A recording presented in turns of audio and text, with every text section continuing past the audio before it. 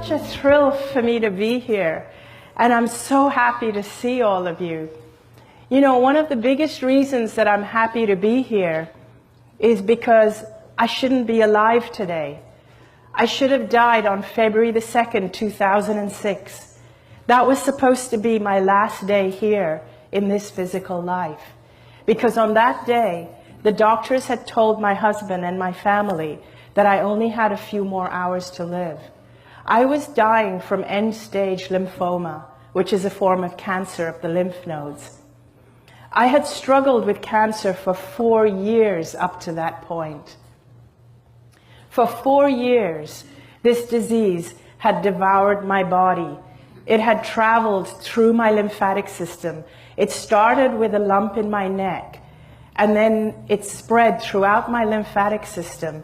And by that point, by the end of 4 years, I had tumors, some of them the size of lemons, that had spread from the base of my skull, all around my neck, down into my chest, under my arms, and all the way to my abdomen. By that point also, even before I had gone into the coma, my lungs had been filled with fluid. And every time I would lie down, I would choke on my own fluid. My muscles had completely deteriorated, so I weighed about 85 pounds. I looked like just a skeleton with skin on. I had these big, gaping, open skin lesions where the toxins were oozing out of my body. I wasn't able to digest any food.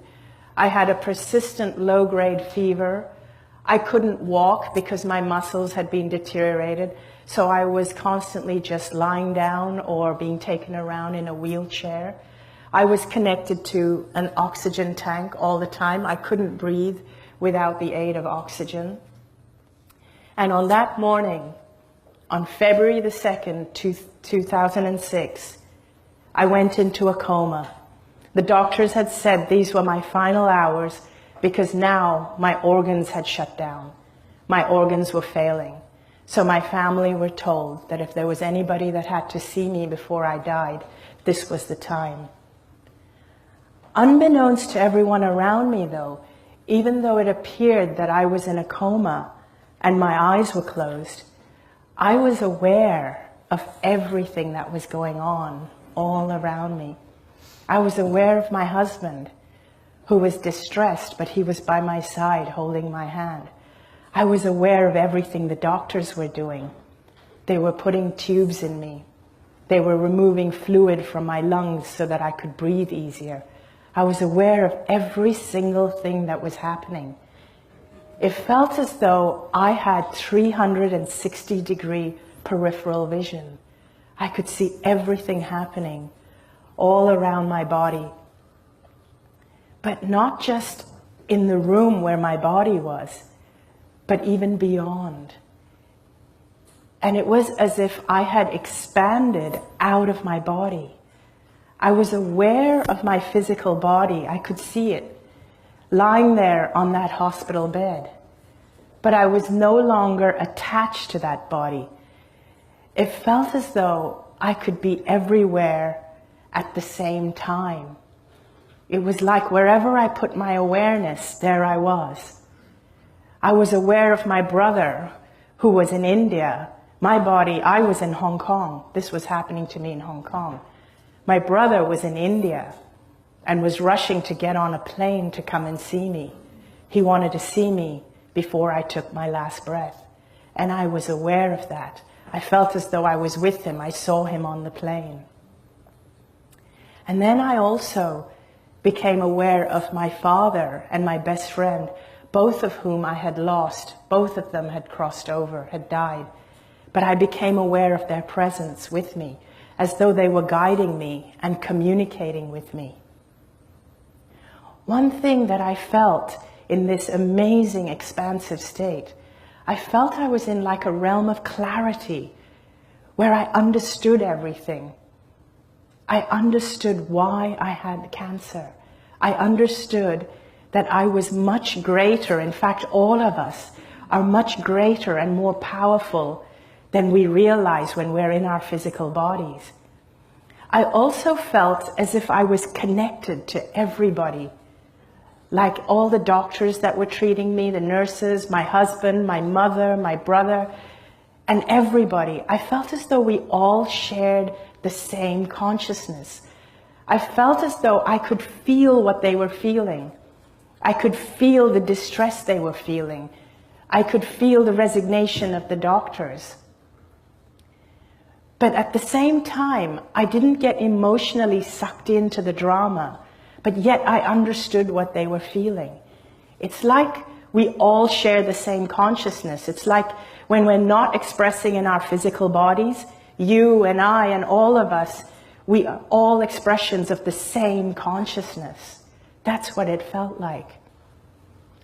I felt as though my father was trying to communicate with me that it wasn't my time, that I needed to go back into my body. At first, I didn't want to go back because I still felt as though I had a choice whether to come back or not. So at first, I absolutely did not want to go back into my body because I couldn't see a single good reason to go back into this sick and dying body. I was a burden on my family. I was suffering. There was no good reason, so I didn't want to go back.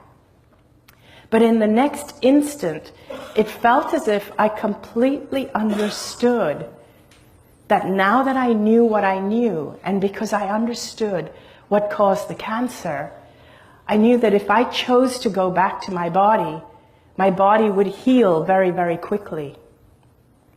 And so, in that moment, I made the decision to go back, and I heard as though my father and my best friend said to me, now that you know the truth of who you really are, go back and live your life fearlessly. And it was in those moments that I woke up from the coma. And my family was so relieved to see me. And the doctors, they couldn't explain it. The doctors were there and they were surprised, but they were being very, very cautious because there was no way of knowing. I was still so weak. There was no way for anyone to know whether I was going to stay out of the coma or heal or go back.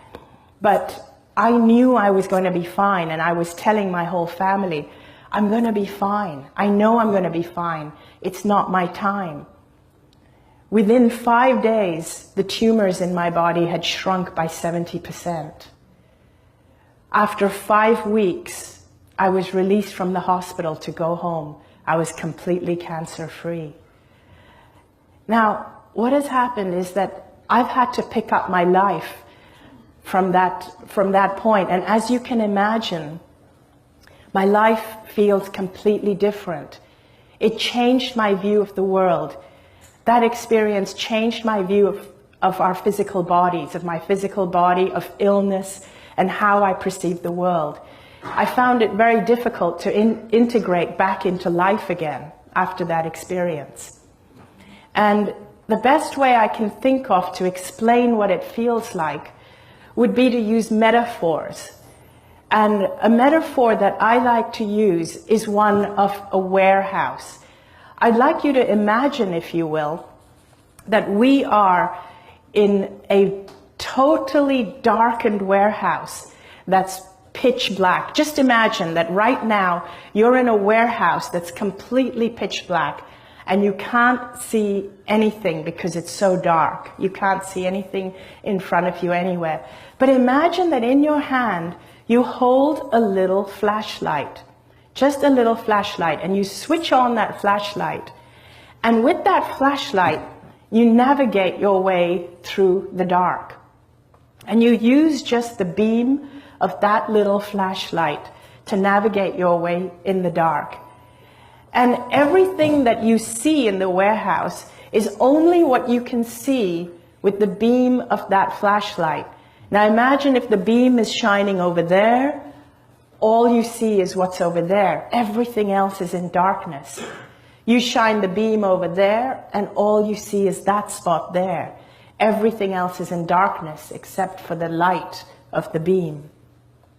Now imagine one day, big floodlights go on. So the whole warehouse is illuminated. and you realize this warehouse is huge. It's bigger than you've ever imagined it to be. And it's lined with shelves and shelves and shelves of all kinds of different things. Every kind of thing you can imagine and things you can't even imagine all exist on these shelves, side by side by side.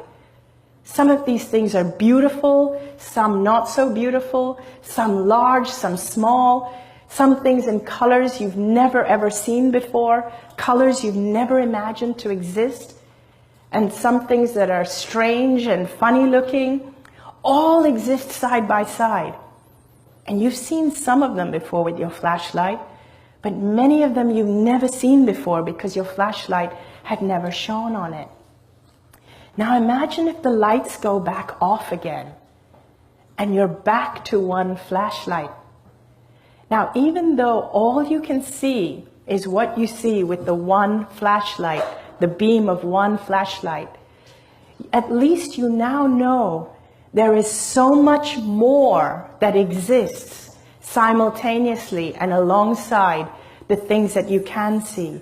You now know that just because you cannot see them, you cannot experience it, doesn't mean it doesn't exist.